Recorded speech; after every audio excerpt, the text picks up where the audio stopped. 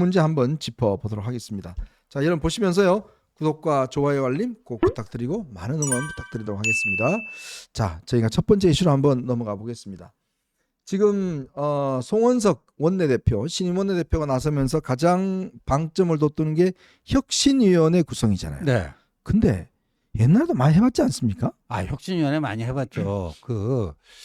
송원석은 이제 원내대표 핵심 공약으로 선거전에서 자기가 원내대표가 되면 가장 빠른 시일 내에 혁신위원회를 설치하겠다 하는 건데요. 자, 이게 왜 헛소리인지 제가 딱 두 가지로만 요약하겠습니다. 일단 이제까지 국민의힘에 이 당에 수없이 많은 혁신위원회가 등장했다가 사라졌습니다. 네. 그런데 유일하게 딱 성공한 혁신위원회가 딱 한 번 있었습니다. 그래요? 그게 2015년경으로 기억이 되는데, 네. 2005년경, 2005년경, 그러니까 차떼기 사건, 네. 그 다음에 천막당사, 그 시절이에요. 박근혜 당대표 시절에 홍준표가 혁신위원장을 했어요. 홍준표 혁신이.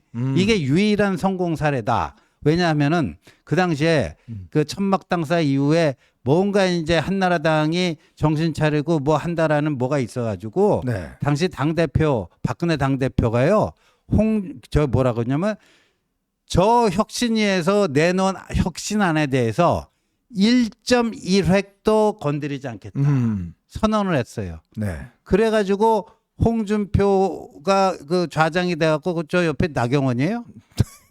저 옆에는 주호영이네요. 네. 젊었네요. 뭐. 좀 저럴 때도 있었네요. 네. 홍준표 머리숱도 꽤 있네요. 예. 그래가지고 이 혁신안을 냈어요. 근데 정말 박근혜 당대표가요. 네. 일도 안 고치고 그냥 통과시켰습니다. 그러면서 그때 당권 대권 분리 조항이 생기면서 근데 이게 지금 이사 얘기지만 1년 반 전에 아직도 국민의힘 당원 당규 보면 당대표이면서 차기 대권에 나갈 사람은 1년 반 전에 그만둬야 된다고 했잖아요. 네. 그거 홍준표가 장난친 거예요. 왜냐하면 이명박 대 박근혜 대결이 다 예상됐잖아요. 네네. 근데 이명박 그 당시 서울시장이 이게 6월인가 뭐 이제 서울시장 4년 임기가 끝나요. 그러면 박근혜 이분은 당대표를 계속하고 있으면 이명박은 전 시장이 되는 거예요. 불리한 거죠? 네, 그러니까 그거를 최대한 그런 공백을 메꿔주기 위해서 네. 1년이면 1년이지 1년 반은 또 뭐예요? 그 1년 반이 왜 생겼느냐? 홍준표가 그래도 뭐 자기는 친 이명박 한 번도 한 적 없다는데 또 이게 고대 선후배끼리 또 그때는 그런 게 있잖아요. MB 쪽이었죠. 예, 그러니까 친 MB였어요. 그러니까 이명박이냐 박근혜냐 하면 조금 이쪽이래 갖고 그래갖고 1년 6개월 전에 그 저기 대선에 나갈 그 당대표는 그만둔다. 네. 그게 그때 생긴 거예요. 그리고 저 때 말고 혁신이가 성공한 적이 있어요? 한 번도 없습니다. 지금 있잖아요. 김문수 후보.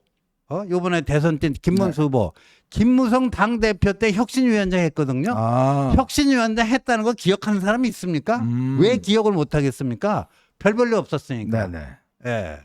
그 혁신이라는 게 이제까지 무수히 많은 혁신이가 등장했다 사라졌는데 다 용두사미로 끝났어요. 아니 이게 혁신의 방법을 몰라서 지금 못하는 거 아니잖아요. 아니잖아요. 아니 뭐 혁신이라는 게 무슨 뭐 어떤 아주 신박한 아이디어 뭐 이런 게 있어서 뭔가 그걸 만들기 위해서라면 모르겠습니다만은 지금 사실은 국민의힘의 혁신이라는 거는 삼척 동자도 다 합니다. 그럼요. 단 지금 친윤들만 모르고 나머지는 다 알아요.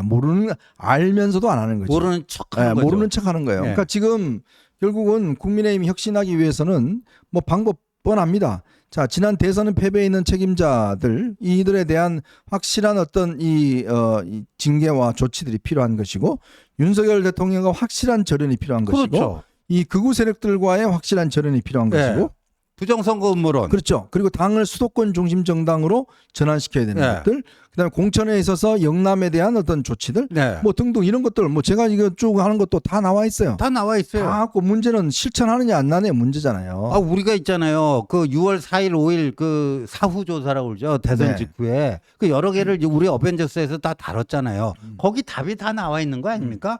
개헌과 탄핵에 대해서 분명한 그 반성과 그걸 하고 진짜 국민들에게 석고대죄하고 윤건희 부부와 완전히 절연하고 극단 세력 정광훈 뭐 부정선거 음모론 이런 거 하고 영남 기득권 좀 약화시키고 뭐 다 나와 있어요 답은. 네. 근데 뭘 그러니까 저 송원석은 웃긴 게 뭐냐면 김용태가 제시한 5대 혁신안을 자기가 설치하는 혁신위원회에서 논의하자는 거예요. 장난해요 지금. 아. 그리고요 두 번째 전 송원석이요 원내대표잖아요. 네. 명백한 월권이에요. 예, 이 국민의힘에 당헌제 25조 보세요. 네. 당대표 최고위원 저기에 당대표의 지위와 권한이 있잖아요. 당대표는 특별위원회를 구성할 수 있다 이렇게 나오잖아요. 이 혁신위원회는 특별위원회예요. 그렇죠. 그러니까 지금은 당대표가 아니라 비대위원장이니까 비대위원장이 구성할 수 있는 거죠. 단 비대위의 추인을 받아야 돼요. 네.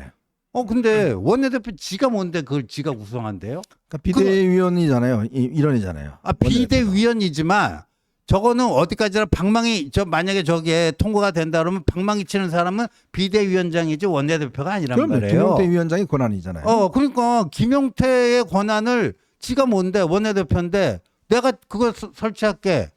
이거 명백한 월권이죠. 김용태를 얼마나 개무시하면 저렇게 시건방을 떨겠어요. 그러니까 지금 친윤들은 이게 이제 자기들이 당의 중심이고 소위 중진이라고 하는 사람들이 이게 이제 당을 다 움직이고 있다 이런 발상을 하니까 이제 혁신위원회 이런 것도 이야기를 하는 거 아니겠습니까? 그렇죠. 제가 말씀드렸듯이 혁신위원회가 필요 없는 게 이미 혁신 방안 다 나와 있습니다. 삼척동은 다 알고 많은 여론조사를 통해서 국민의 뜻이 어디 있는지 다 밝혀졌습니다.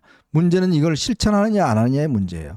근데 지금 송원석 원내대표가 혁신위원회를 구성하자는 이야기는 실천하지 않겠다는 이야기입니다. 그럼요. 시간 끌겠다는 이야기예요. 네, 혁신 안 해요. 네, 결국 김용태를 내쫓고 그 다음에 들어서는 자기들 입맛에 맞는 비대위원장을 내세워서 그냥 그렇게 두리뭉실 넘어가겠다는 그 고백 아니겠습니까? 그 얘기입니다. 그러니까 김용태 위원장도 지금 뭐 보면 자신의 임기에 대해서 지금 30일 이후에 대해서 송원석이나 나머지 친윤들이 거의 다 나가라는 이야기 아니겠습니까? 그렇죠. 그러면 여러분 생각 한번 해보십시오. 이게 그나마 정말 당에 있는 제일 어린 나이가 젊은 이 비대위원장에 와서 정말 악정고투하면서 당을 좀 개혁해 보겠다. 자 이러고 있는 판이고 더군다나 이러고 있는 판에 그동안 윤석열 전 대통령과 친윤들이 어떻게 했습니까? 자기 마음에 들지 않는 사람은 다 날려버렸잖아요. 그렇죠. 그런 방식으로 자기들 기득권을 지켜왔잖아요. 그렇죠. 이제 당이 이렇게 어려운 상황 21% 지지율밖에 못 얻는 상황에서도 또 똑같은 짓을 벌여서 김용태를 내쫓겠다라고 하는데 더군다나 수도권입니다. 김용태는 네. 예? 포천 이쪽이잖아요. 네. 자 수도권에 있는 국회의원을 내쫓고 영남 TK 출신이 또 하겠다? 그렇죠. 이거야말로 지금 그러면서 어제 뭐라고 그랬습니까? 송원석 원내대표가 이제 수도권 민심을 챙겨야 되겠다? 이런 이야기 하잖아요. 근데 수도권 민심 챙기는데 김용태를 쫓아낸다고요? 이게 맞는 이야기예요? 그럼 수도권 민심 뭐라고 그러겠어요? 그러니까 야 수도권 민심 반영한다 그러면서 김용태한테 나가 이야기하면 수도권 분들이 아이고 맞다. 역시 TK 최고네. 이런 이야기 할까요? 그러니까 저 친윤 그 TK 기득권들을 얼마나 오만하면 저런 얘기를 진짜 입에 침도 안 바르고 뻔뻔하게 거짓말을 하겠습니까? 그런데 저는요 어차피 영남 친윤 기득권들의 그런 모습은 이제 염치가 1도 없잖아요. 그런 거 뭐 하루 이틀 아니잖아요. 우리 계속 봐왔던 거. 근데 여기서 김용태 비대위원장이 잘해야 돼요. 네. 제가 한 가지 아쉬웠던 점은 뭐냐면 원내대표 선거 있기 전에 김용태 비대위원장이 이랬어요. 친윤 원내대표가 자기가 제안한 5개 혁신안을 당원 여론조사에 붙여준다면 자기는 결과에 상관없이 그냥 물러나겠다 그 얘기했잖아요. 근데 그렇게 얘기하는 게 잘못된 거예요. 왜냐하면은 여론조사에 붙여준다면 그러니까 무슨 꽂아 놓은 보릿자루예요? 그럼요. 아니잖아요. 그거 여론조사에 붙이고 말고 그것도 비대위 의결사항이잖아요. 네네. 그럼 그것도 본인이 방망이 치는 거예요. 그러니까 이렇게 얘기를 했어야 돼요. 같은 얘기라도 아다르고 어다르다고 신임 원내대표가 내가 제안한 5대 혁신안을 당원 여론조사에 붙이려고 하는데 거기에 협조한다면 그렇게 얘기를 했어야죠. 그걸 해준다면 이렇게 얘기하는 게 아니고 그다음에 지금 권성동이 자기 원내대표 사퇴하면서 비대위원들 다 줄사퇴 시켰잖아요. 그렇죠. 지금. 그러니까 비대위원이 지금 공석이에요. 그럼 어떻게 하면 되는 줄 아세요? 우리 저기 당헌 98조 그 비대위 거기 보면요. 비대위원장 김용태가 그냥 임명하면 되는 거예요. 한 3명 뭐 임명하면 되는 거예요. 그래갖고 거기서 송원석 너도 여기 논의에 껴라. 이거 당원 여론조사 붙일까 말까.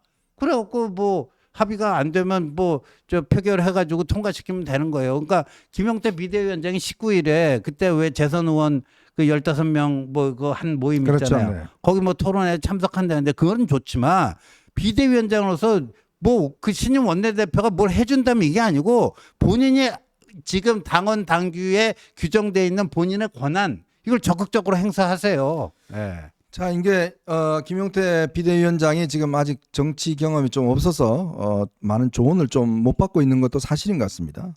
그런 상황이기 때문에 이제 너무 자리를 걸면 안 돼요. 어차피 이거는요 버텨야 됩니다. 존버 정신이라고 하죠. 네. 뭐 막말로 존나게 버티자 이런 존버 정신이라고 있는데 버텨야 됩니다.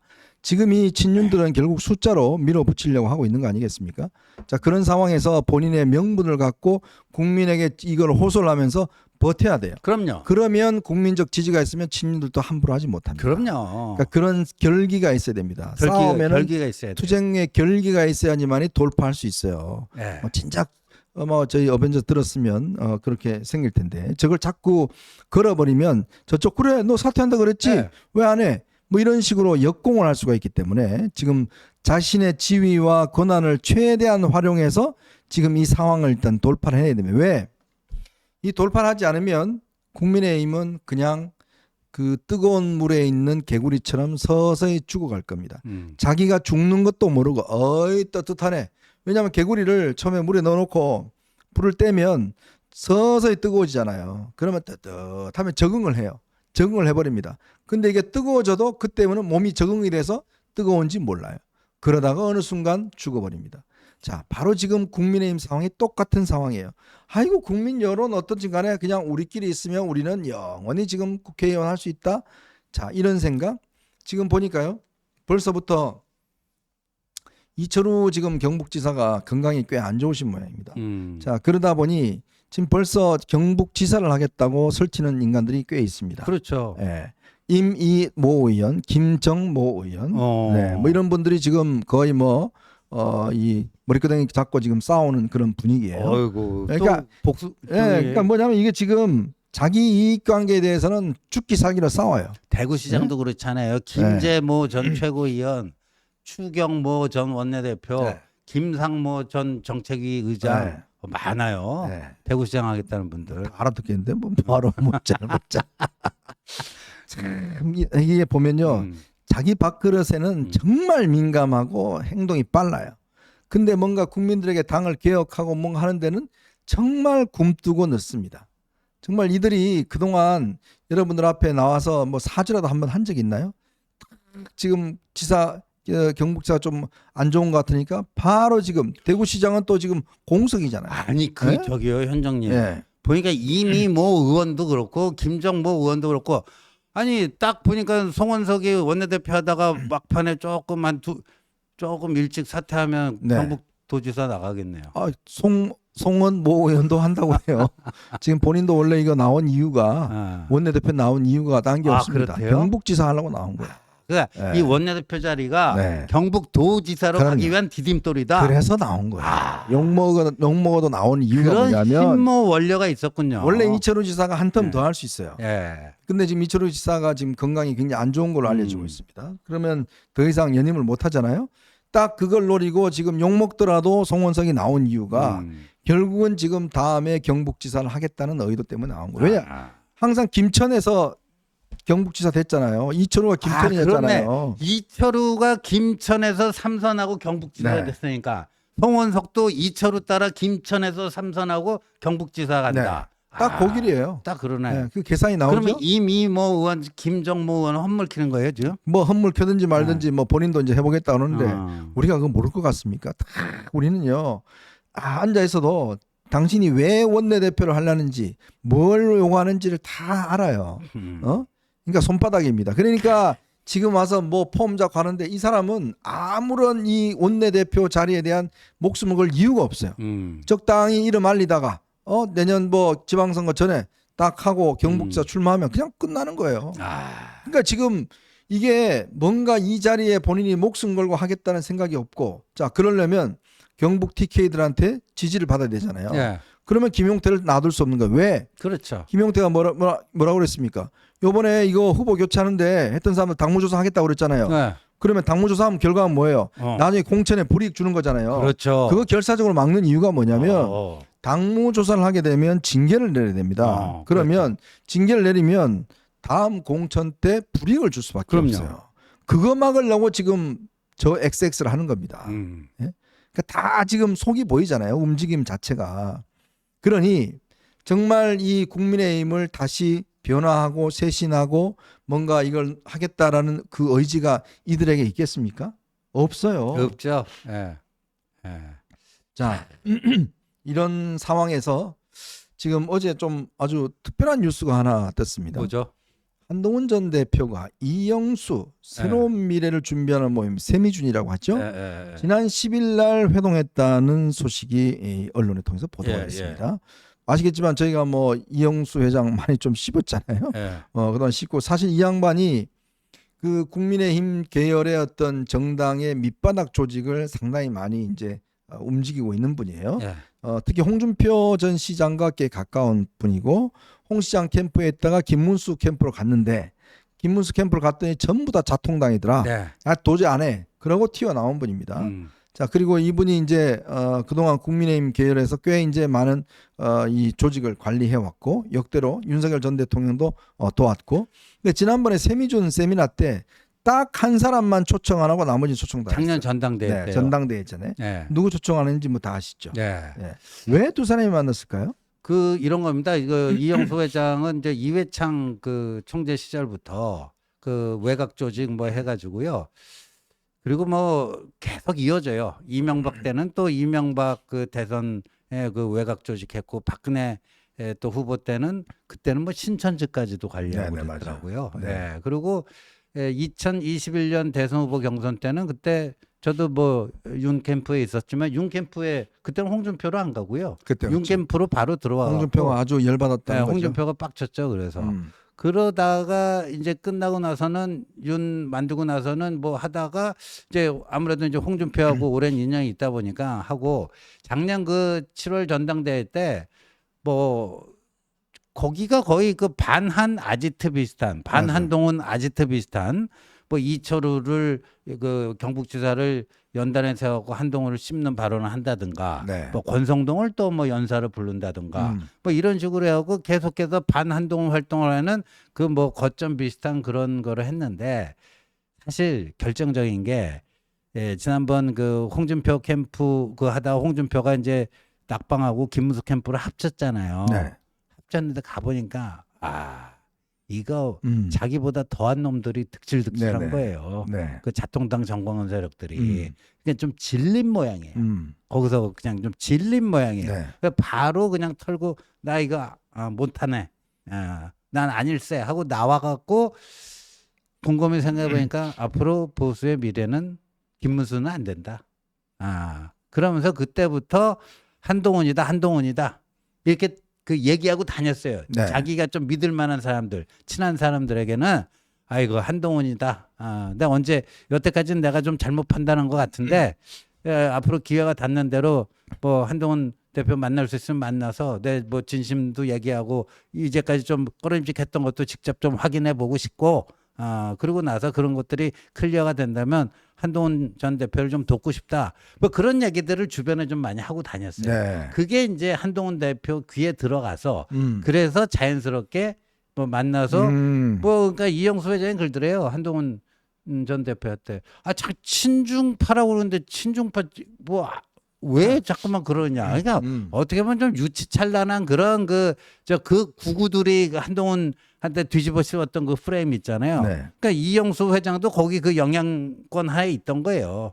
근데 그런 거 몇 가지를 좀 묻더니 그런 거였구나. 막 오해를 풀고 앞으로 기회 닿는 대로 열심히 돕겠다. 뭐 하는 건데 하여간 이게 있잖아요. 그 정치를 하려면은 너무 그 순도만 따지면 안 됩니다. 순수함만 따지면 안 돼요. 그러니까 이영수의 저 사람은 그때 권력의 풍향계 같은 사람이에요. 그렇죠. 그러니까 될 쪽 가서 붙어요. 될 쪽 가서. 음. 그런데 작년 전당대 때 한번 크게 실패를 한 거죠. 네네. 한동훈 쪽에 붙었어야 되는데 엉뚱한 데가 붙어가지고 그랬었죠. 근데 이제 한동훈 전 대표도요. 이제 큰 정치인이고 큰 꿈을 꾸기 때문에 사실 있잖아요. 그 중국 그 이런 저기에 이런 게 있어요. 태산이 되기 위해서는 한 줌의 흙도 버리지 않는다. 네. 그죠? 예, 그러니까 너무 순도만 따지면 안 되고 저런 분이 또 한동훈 전 대표한테 호감을 갖고 돕겠다 그러면 마다할 필요가 없습니다. 네. 예. 지호님이 굉장히 중요한 이야기를 해주셨는데 사실 그렇습니다. 정치권이라는 게 흙탕물입니다. 흙탕물인데 나 혼자 깨끗한 물로 살아겠다라고 하면 그 많은 흙탕물들이 싫어하겠죠. 그렇기 때문에 깨끗한 물이지만 적절히 흙탕물을 좀 품어 안으면서 깨끗하게 만들어주는 이제 그 역할도 사실은 필요한 거예요. 그럼요. 예. 그래야지만이 이 기성 정치권 여기에 이제 편입될 수가 있는데 사실 여러분들이 이제 저희 어벤져스만 듣고 하니까 좀 굉장히 그래도 합리적인 이성적인 판단을 하시는데 그렇지 않는 분들이 꽤 많습니다. 네. 사실 제가 저번에 한번 소개시켜 드렸잖아요. 배승희 뭐 고성국 이 네. 썸네일 한번 소개시켜 드렸잖아요. 네. 정말 거짓말밖에 없어요. 예. 온갖 거짓말로 그냥 입 합니다. 벌고 왜 입 벌고? 예. 그거를 저한테도 막 사람들이 보내주세요. 네.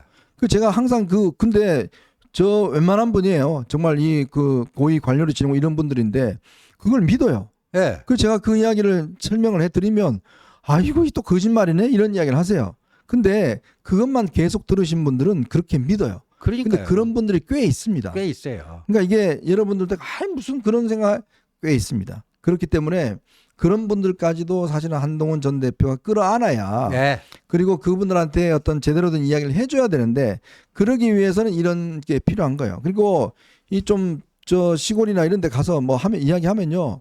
그러니까 정말 택도 없는 그 잘못된 정보를 듣고 계시는 분들이 너무너무 많아요. 이게 최근에도 그 탤런트 신혜라 씨가 뭐 어느 유튜브에서 자기 죽었다고 해갖고 진짜 네. 그 지인들이 전화 오더라는 거 아니에요? 그렇죠. 죽은 거 맞냐고. 네.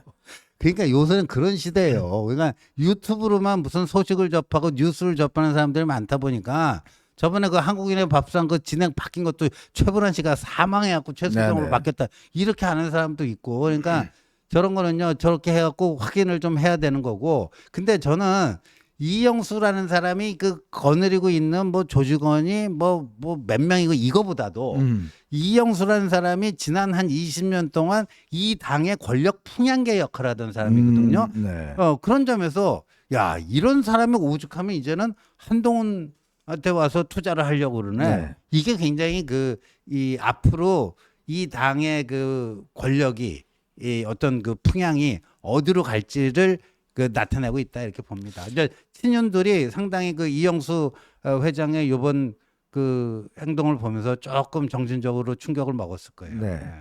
옛날에 이제 김대중 대통령이 이런 이야기를 한 적이 있어요. 정치인은 국민들보다 반보 정도만 앞서면 된다라는 이야기를 한 바 있습니다. 한보도 많다. 네. 반보 정도만 앞장서서 가면 된다. 그 이야기는 뭐냐면 아까 우리 지호님도 자세하게 설명해 주셨지만 이 정치권이란 게 정말 막 온갖 미꾸라지들이 탁탁 뭘 채운 거 아니겠습니까? 근데 거기에 고고하게 나는 깨끗해라고 하면 실패합니다. 그 대표적 케이스가 이해창 전 그렇죠. 총재라든지 이런 분들이 나는 흙탕물 튀기면 안 돼. 네. 막 휴지로 닦아내고 뭐 이런 분들 있잖아요. 그런 분들은 정치권에서 할 수가 없어요. 시장 가면요. 막 이 생선 그 장사하시는 분 있잖아요. 네. 이런 분들이 일부러 정치나 손 내밀어요. 네. 근데 어떤 이 안 해보는 정치인들은 막 좀 손잡기가 꺼려해요. 네. 근데 확 잡아야 됩니다. 네. 예?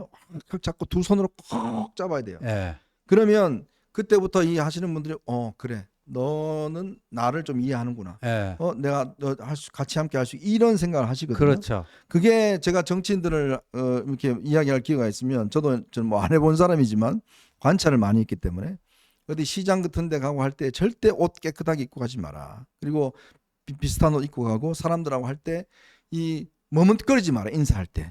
상대방이 굉장히 기분 나빠한다. 그렇죠. 그리고 먹는 거 주면 맛있게 먹어야 된다. 그러니까 이회창 네? 총재가요. 첫 번째 떨어졌죠. 두 번째 첫 번째는 김대중한테 떨어졌죠. 두 번째는 노무현한테 떨어졌죠. 그러다가 이명박이 한나라당 후보로 그 압승이 예상되는데 무소속으로 출마한 거 아니에요? 네. 또 보수 후보로. 그리고 15%인가 가져갔어요. 근데 그 전에는 그 두 번 떨어질 때는 지금 현종님 얘기하는 그 전통시장 가면은 누가 상인이 반갑다고 뭐 이거 하나 주면은 안 먹어요. 아, 찝찝하다가 안 먹어. 그런 일이었어요. 네? 제가 옛날에 따라갔는데 네. 이 어묵 있잖아요. 어묵. 그걸 딱 주는데 오뎅. 이거를 이렇게 한참 쳐다보고 이걸 아. 이 들고 있어요. 네. 사진 기자들이 계속 있는데 야, 덥석 물어야지. 이거 먹어야 되는데 네. 이거를 이렇게 쳐다보고 이렇게 뭐. 쳐다보고 이거 뭐 어떻게 먹어야 되지 이제. 검식해요? 뭐예요? 네. 그러니까 그러면 먹어본 분들은 딱 들고 그다음에 요즘은 그 간장 같은 거 뿌리는 거 있잖아요. 그렇죠. 딱 뿌려서 해갖고 이게 먹어야 이 사진 기자들이 다다닥 찍으면서 딱 그게 되거든요. 엣지 있게 딱 먹어야죠. 근데 이걸 계속 들고 계시다가 근데 현장님 제가 들은 얘기는 두 번 그렇게 실패했잖아요. 네. 그래서 2007년에 무소속으로 나왔을 때는 깜짝 놀랐다는 거 아닙니까? 그때도 이제 전통시장에 갔는데 그 굴 있잖아요. 생굴. 네. 생굴 하나 먹어보라고 누가 상해 주니까 네. 그 굴 알만 집어먹는데 그 남은 그 국물 있잖아요. 국물. 국물까지 쫙 마시더래요. 이미 늦었어요. 근데 too late. 네. 이미 진즈 끓였어야죠. 진즈. 네. 어? 그 국물까지 쭉 마셔봤자 뭐예요 네. 그때는. 그러니까 이제 한동훈 전 대표도 이미지 자체가 굉장히 이제 깨끗하고 또 강직하고 도회적인 이미지잖아요. 근데 그게 이제 참 좋아하는 분들은 좋아하지만 이제는 큰 정치인과 품어내는 정치인이 되기 위해서는 조금의 어떤 확장성이 필요하고 이제 그런 필요성 때문에 사실은 이번에 이영수 위원장하고도 만난 겁니다. 만나고 이런 사람도 만나고 뭐 이런 사람 만나고 사실은요 솔직히 이야기하면 어차피 지금 국민의힘의 이 의원들은 배지 떼려면 아직 많이 남았어요. 그러면 진짜 아주 이 악성이 아니면 적절히 포용하는 저는 조치도 필요하다고 봐요. 그럼요. 편을 많이 만들어야 됩니다. 그게 중국 그게 딱 많더라고요. 이게 큰 바다는 네. 그 한 줄기 물도 사용하지 않고 네. 이 태산 큰 산은 한 줌의 흙도 버리지 않는다. 네. 이걸 딱 정치인들은 저걸로 좌우명으로 삼아야 됩니다. 저희가 말은 하기 쉬운데요. 어려워요. 실제로 말은 쉬운데 하시는 분들은 막 인간성 더러운 네. 놈 옆에 와서 그러면 너무 어려워요. 싫은 건 맞죠. 그게 막 마음속에는 저 새끼 진짜 싫어 죽겠는데 그냥 꼴 보기 싫어 죽겠는데 아이고 반갑습니다 이런 거 막 하려고 그러면 막 닭살 돋아서 못할 것 같은데 참 말은 쉬운데요 참 하기는 어렵습니다. 그렇지만 정치는 또 해야 되는 게 마찬가지입니다. 왜? 국민들의 어떤 수준이라는 게 천차만별이기 때문에 이 많은 분들을 끌어안기 위해서는 어떻게 저런 말을 하지? 하더라도 그런 말도 해야 되고 조금 쉬운 말도 해야 되고 이제 그게 이제 정치 현실이다. 이런 말씀을 드리겠습니다. 어쨌건 이제 좀 더 한동훈 전 대표가 그래도 조금 확장하는 확장성 있는 그런 어떤 행보를 이제 시작한 것 같습니다. 그건 아마 결국 이 국민의힘이 이 본인이 뭔가 뭘 앞으로 뭘 하더라도 이 사람들의 어떤 대다수 사람들의 어떤 즉 적은 극소수하고 아군은 최대한 늘려야 되는 거예요. 그렇죠. 그게 결국 전쟁에서도 중요한 거거든요. 그렇죠. 기본 중에 기본이죠. 투항하면 살려준다. 투항하면 살려준다. 지금 당장 투항하라. 딱 이제 하고 뭐 투항하면 뭐 집도 주고 뭐도 준다. 뭐 이렇게 되면 투항하는 분들 있지 않겠습니까? 이제 그런 게 필요하다는 생각이 듭니다.